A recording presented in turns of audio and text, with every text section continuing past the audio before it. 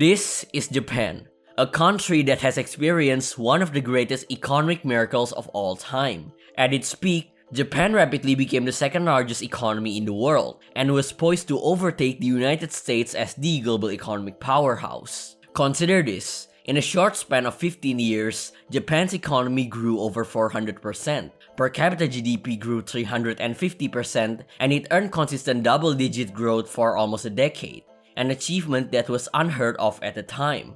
And what makes this achievement so remarkable is that it had very few advantages to begin with. Japan is a country with no natural resources, lots of natural disasters, and before it got rich, it was a country with rampant poverty devastated by the Second World War. So, what happened? How did this tiny country with zero natural resources and lots of natural disasters manage to become so rich? And what are several underlying factors that make Japan an economic superpower? To answer those questions, we need to start from the very beginning. After World War II, Japan was truly devastated. It lost 1.8 to 2.8 million people, it lost 25% of its national wealth, and industrial production was down 90% from the pre-war period. 4 million civilians working in military-related jobs found themselves out of work, and 5 to 6 million soldiers coming home created a huge wave of unemployment. Bombing severely damaged city infrastructures that created a housing crisis.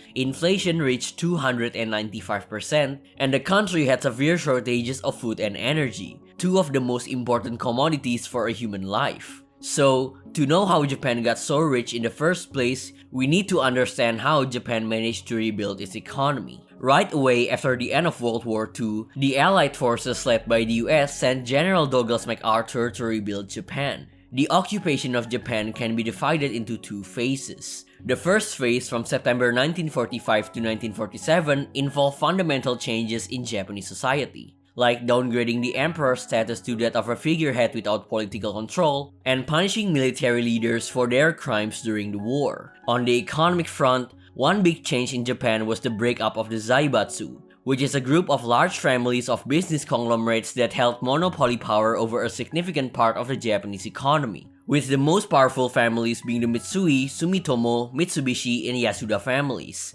This was done in an effort to eliminate the concentration of economic power. Another important reform includes the implementation of American-style free market system, with the antitrust laws, labor union laws, and securities exchange laws as the most important ones. And it also initiated land reforms that benefited tenant farmers and reduced the power of rich landowners, many of whom advocated Japan to enter the war and expand its territory in the 1930s. All of these policies served as a foundation of Japan's economic miracle many years later. Meanwhile, the second phase of the Japanese occupation was all about reviving the Japanese economy. By late 1947, the economic crisis in Japan was too large to ignore, and the Allied forces were concerned over the spreading of communism, especially in Asia. So, to rapidly rebuild an economy despite shortages in resources, it implemented a priority production strategy. A strategy that concentrates valuable resources in some of the most important sectors, such as mining, electricity, steel, railway transportation, etc. By 1949, industrial production recovered to 80% of the pre-war period. To control the massive inflation, American banker and chairman of Detroit Bank Joseph Dodge, an economic advisor for the Allied forces, implemented the Dodge Line, with an emphasis of balancing the national budget and implementing a fixed exchange rate of 360 yen to $1 to keep Japanese export prices low. It achieved its goal, but not without plunging Japan into a deep recession in 1949. Japan's much-needed rapid recovery was created by an unexpected situation, which was the Korean War that started in 1950. Due to its proximity to Korea, Japan became the US's main base of operations and the main supplier of US government, which provided Japan with stimulus amounting to $2 billion from 1950 to 1953. Domestically, an expansion of business investments in the early 1950s brought new technologies such as strip mills in steel making, electric welding in shipbuilding, and many other technologies in heavy industry that increased productivity. The Japanese government also implemented policies that promoted business development, with the most important policy being the creation of Japan Development Bank, which supplied the private industry with long-term and low-cost capital. Now, this was all easier said than done, as during the post-war recovery, the biggest challenge for Japan's economy was the shortage of capital for investment, which was created by a shortage of savings.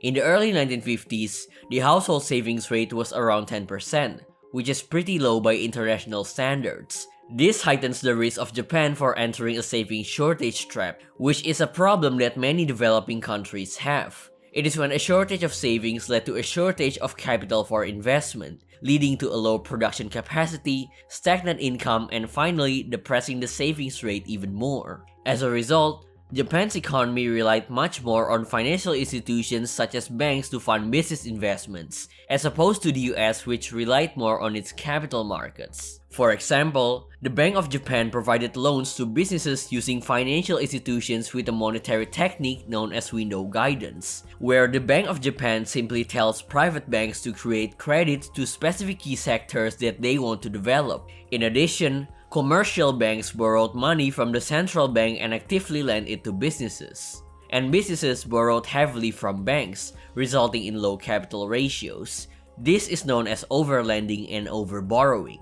Now, this type of monetary expansion has a huge risk of causing rapid inflation. But in Japan, inflation was kept pretty low. This happens because businesses use their long-term loans for real business investments that increase production capacity and workers' productivity, not for speculation or malinvestment. Another problem was that Japan's overlending strategy heightened the risk of bankruptcy. But the government protected the banking sector from bankruptcy, and banks that faced financial problems were merged with healthier banks. This is how from the 1950s to the early 1990s, no major bankruptcies occurred in the banking sector. With the system in place, Japan eventually entered its miraculous growth years. Between 1955 and 1972, Japan's real GDP grew by 9.3% annually. And in the fall of 1960, Prime Minister Hayato Ikeda proposed the income doubling plan, intending to double the size of Japan's economy in 10 years. Despite being criticized as too ambitious, Japan exceeded expectations when the economy doubled in size in less than 7 years, making the plan a complete success. During the miracle decade of the 1960s, a positive feedback loop kept the economy growing. An increase in demand causes production to expand, which increases income and consumption. As living standards rise, increased savings result in investment growth and an expansion in production capacity, and the virtuous cycle continues. Due to rapid growth and the emergence of new products, the expansion of production capacity was always lagging behind that of demand. Household consumption started to drive the economy as consumer items spread into households. There's a well-known 1960s saying in Japan that a family couldn't function if it didn't have the three treasures: a refrigerator, a washing machine, and a television set. In 1962, 79.4% of families living in urban areas own a television. On the supply side, the import of foreign technology, a young population, an increase in the household savings rate, and high educational attainment contributed to Japan's rapid growth. Particularly, technology is where Japan shines the most and was a huge part of its economic miracle. The fact that Japan was in the process of catching up to other industrialized nations such as the US and European countries created a latecomer advantage, where Japan could learn foreign technologies and examine the mistakes that other industrialized nations made. Japanese technicians and workers also had the skills and knowledge needed not only to utilize new technologies, but also to improve them. This was of course enabled by its high-level education system. In investigations by the IEA, Japanese students have ranked among the highest in mathematics and science. In the mid-1960s, Japan encountered a problem. As wages went up and living standards rose, labor-intensive manufacturing products like textiles lost their price competitiveness. But fortunately, capital-intensive and technology-intensive products don't encounter the same problem, as wage increases can be offset by higher productivity gains. And thanks to the 360 yen to $1 fixed exchange rate, which many economies consider undervalued, their prices actually declined in foreign countries, allowing Japan to gain significant market share in export markets like the US and Europe. as their products were cheaper and arguably better than competitors. As a result, industries like coal and textiles became extinct, while companies in the electronics and automobile industries shined. Companies such as Toyota, Honda, Sony, and Mitsubishi are all well-known companies contributing to Japanese export growth. Toyota, for example, first entered the US market in 1957 and the European market in 1963. It sold its 1 millionth car in 1972 globally, and in 1985 it sold 1 million cars in the US alone. Even today, it is still the single biggest company in Japan and the largest car company in the world based on revenue. Now, economic growth is one thing, but how does this rapid growth affect people's livelihood?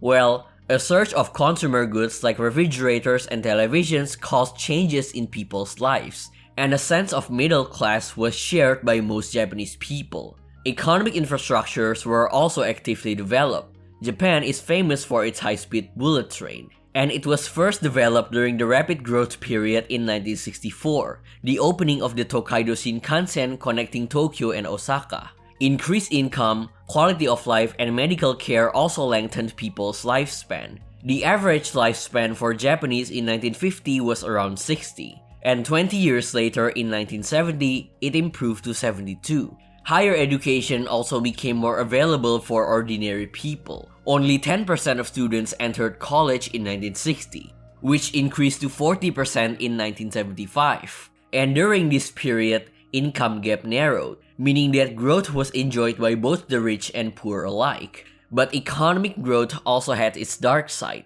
mainly because of environmental degradation and severe pollution in large cities. Air and water pollution were a major problem in Japan at the time, with several large cases such as the Minamata disease with casualties of up to 2,000 people.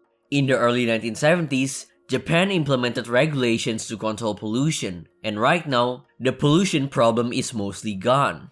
It is important to note that Japan's rapid growth of 10% per year ended in 1973, caused by the oil crisis as members of OPEC started an oil embargo. But Japan's economy had matured enough, as it became the second largest economy in 1968, only behind the US. And as growth faltered, structural weaknesses began to emerge in the Japanese economy, although they were still very rich then. You may know what happens next: the massive bubble economy in the 1980s and its subsequent burst in the 1990s, leading to 30 years of economic stagnation. But that's a story for another time, and I'm going to make a video about that soon. This is Doverhill, and see you next time.